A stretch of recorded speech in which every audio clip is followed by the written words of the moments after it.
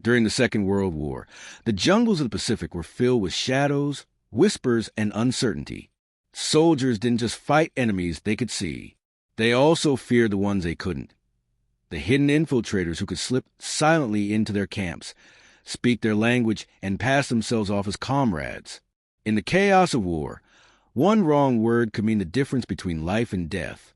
And that is where a strange, almost absurd-sounding test involving the word Lollapalooza became one of the cleverest tricks used to unmask spies. But how did a simple English word, with its playful and almost comical sound, become a deadly password on the battlefield?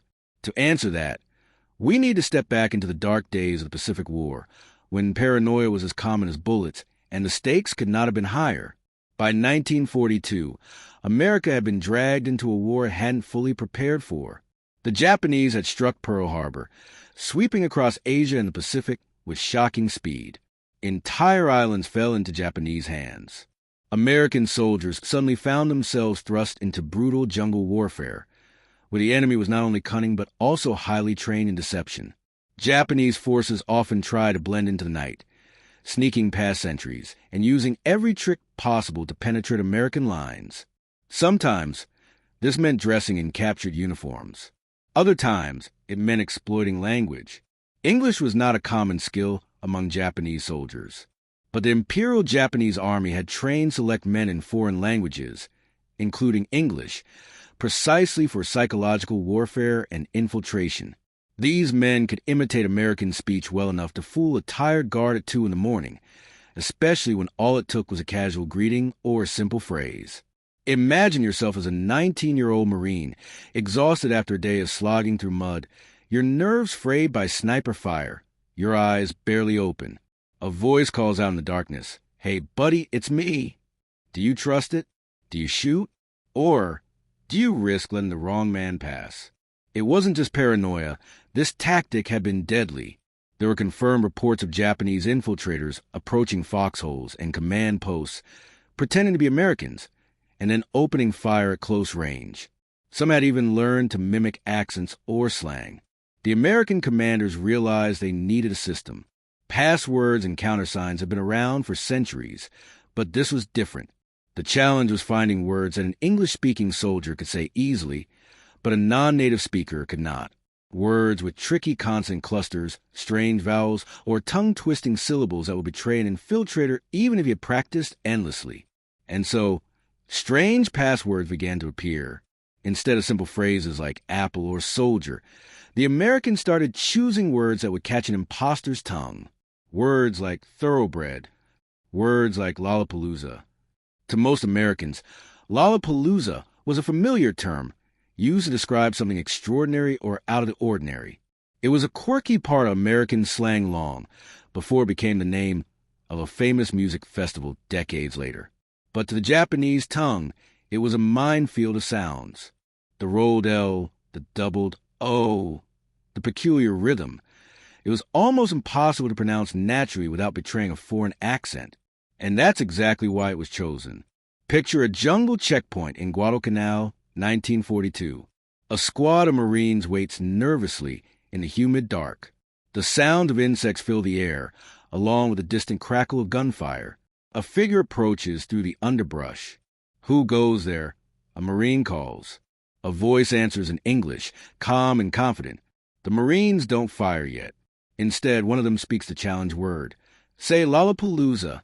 There's a pause, a slight hesitation, then a mangled attempt. Rora Perusa. The squad doesn't wait for a second try. Rifle snap up. The intruder is cut down before he can fire a shot. That word, strange, comical, almost musical, has just saved their lives. But the story of Lollapalooza is not just about a single word. It's about the constant game of cat and mouse between soldiers and infiltrators, between trust and deception, and how the very sound of a language became a weapon of war. American troops quickly learned that they couldn't trust appearances, uniforms, or even familiar voices. They had to rely on something deeper, something harder to fake, the natural rhythm of speech. To most young Americans, raised in small towns, cities, and farms, saying Lollapalooza was effortless, even funny. To someone trained to mimic English in a classroom thousands of miles away, It was an impossible puzzle under the pressure of a rifle barrel. At the same time, the war in the Pacific was unlike any theater the Americans had ever fought in. The dense jungles, the endless rains, and the sweltering heat created an environment where visibility was limited and fear magnified every sound. In such conditions, infiltration became one of the most effective tactics. Japanese soldiers would sometimes crawl for hours through mud and brush just to reach American positions. Once close enough, they might whisper in English, hoping to confuse the enemy. There are chilling accounts of Marines hearing voices in the dark, answering them back, only to discover too late that the friendly soldier was the enemy. After enough incidents, the American command knew something had to be done. That's when passwords like Lollapalooza became lifelines. The brilliance of the idea lay in its simplicity.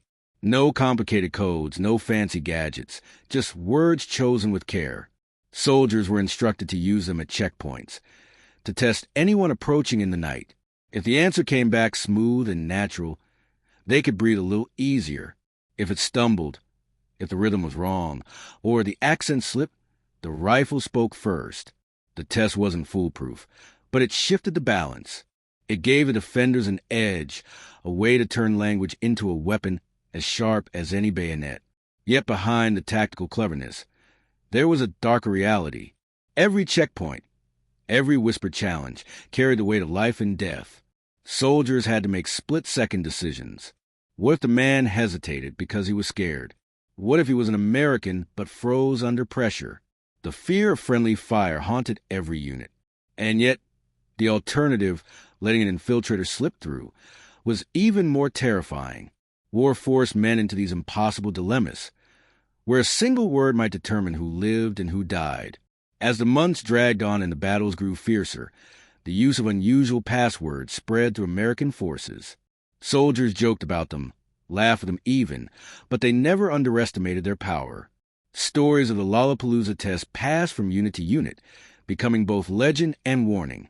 In a war where deception lurked behind every shadow, it was often the absurd, the unexpected, that offered real protection. This is a strange story of how a word became a weapon, how a piece of American slang became a deadly test on the battlefields of the Pacific.